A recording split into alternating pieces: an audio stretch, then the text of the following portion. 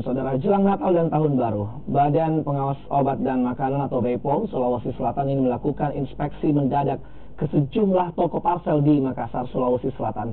Dalam sidak ini, petugas menemukan puluhan produk pangan yang rusak dan tak layak untuk dikonsumsi.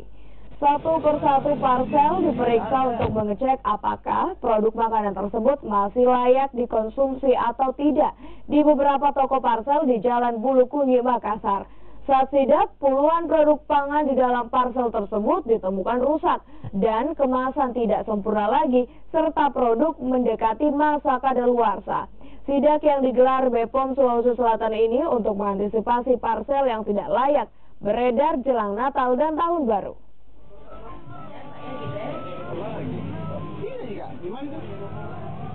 Kondisinya tadi ada yang kembung, ada yang juga penyot, ya, yang kalengnya penyot, kami sarankan untuk tidak dimasukkan gitu. Ya, dikhawatirkan jangan sampai ada pelaku usaha menjual produk-produk yang kira-kira sudah rusak atau sudah expire masuk ke dalam parsel tersebut.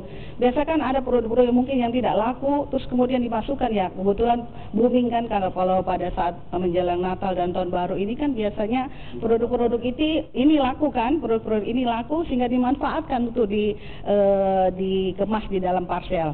Oleh sebab itu diutamakan kalau minuman